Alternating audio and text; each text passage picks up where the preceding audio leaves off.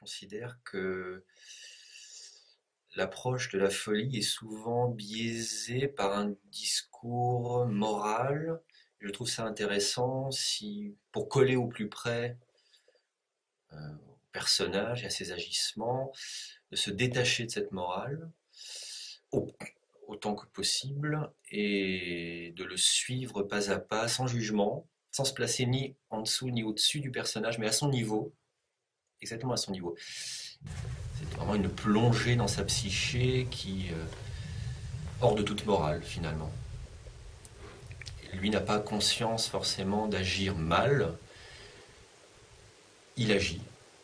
Et je trouvais ça très intéressant de le suivre jusqu'au bout et presque de rendre cohérent sa démarche. Évidemment que je juge par ailleurs, mais en tout cas dans mon acte d'écriture, ça a vraiment été l'enjeu était de coller au plus près. Et du coup, hors de toute morale, et d'où cette ambiguïté. Ce personnage est à la fois un être en souffrance et un bourreau. Et on oscille en permanence entre les deux. Je trouve cette oscillation assez intéressante.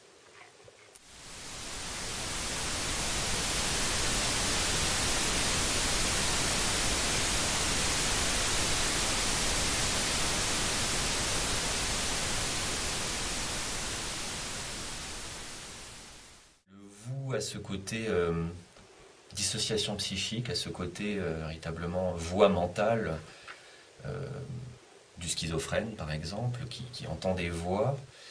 Donc ça, il y a cette idée de... Je trouvais intéressant, finalement, effectivement, un vous très symptomatique, effectivement, de sa maladie. Et quelque chose d'assez froid en plus dans le vous, d'assez martial, qui tout de suite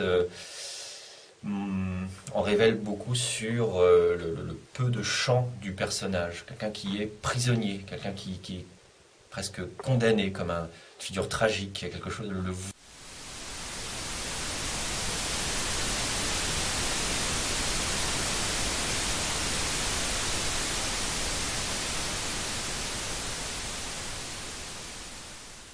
Je pense que la folie révèle beaucoup sur notre société, mais même pas tant comme une force subversive et progressiste, mais bien au contraire comme une tendance qui court dans nos sociétés, une tendance plutôt réactionnaire, plutôt individualiste. Finalement, la figure du fou, même si la fou, un terme très vague, mais la figure du fou incarne un peu un modèle pervers, puisque le fou, qu'est-il sinon un être profondément individualiste, égotiste, bien souvent érotomane, monomaniaque, il y a quelque chose d'une figure un peu déformée de l'individu, un peu extrême, définition par les marges, et je trouve ça assez intéressant. Donc, du coup, oui, je pense, enfin j'espère en tout cas que ce livre révèle plus qu'une simple folie, un cas particulier, mais bien un état d'aliénation, voilà, qui est très propre à nos sociétés.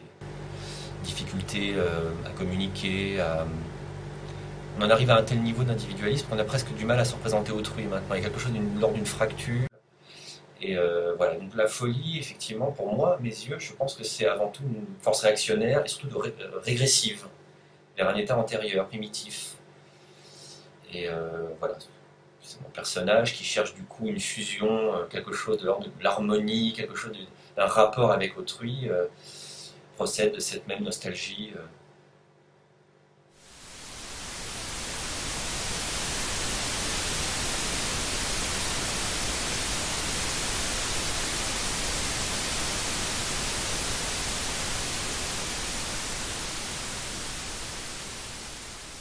Les descriptions de violence physique, enfin, pas toujours évidemment, mais en tout cas souvent, ça prend le lecteur ou le spectateur en otage.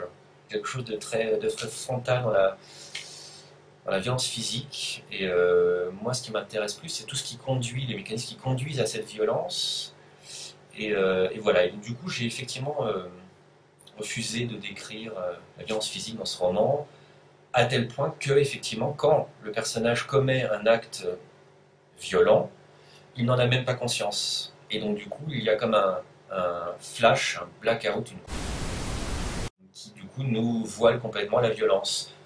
Et je trouve ça plutôt intéressant en fait du coup, car quelque part on reste avec le personnage et le décrire en train de commettre un acte violent aurait déjà été une critique, quelque chose, un jugement, voilà, quelque chose. Alors que là, non, quelque chose d'assez flottant, toujours, jusqu'au bout. Même quand il commet l'irréparable, il y a cette espèce de flottement qui, moi, m'intéresse.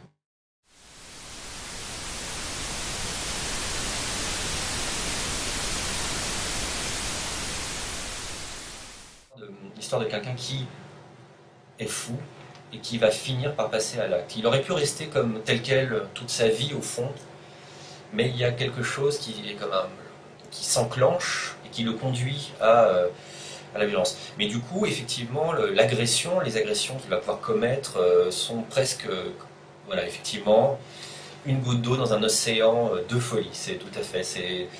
Il ne devient pas fou, il l'est, clairement, et il ne se contrôle plus, véritablement. Il y a quelque chose d'un lâcher-prise.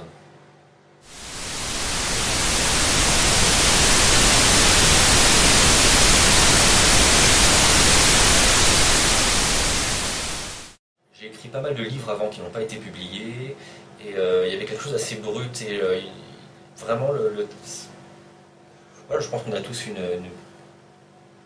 des chants qui nous intéressent, on a tous cette petite voix qui nous transporte, et je pense que c'est important en tout cas de la définir, de la saisir, et c'est voilà, c'est quelque chose d'important.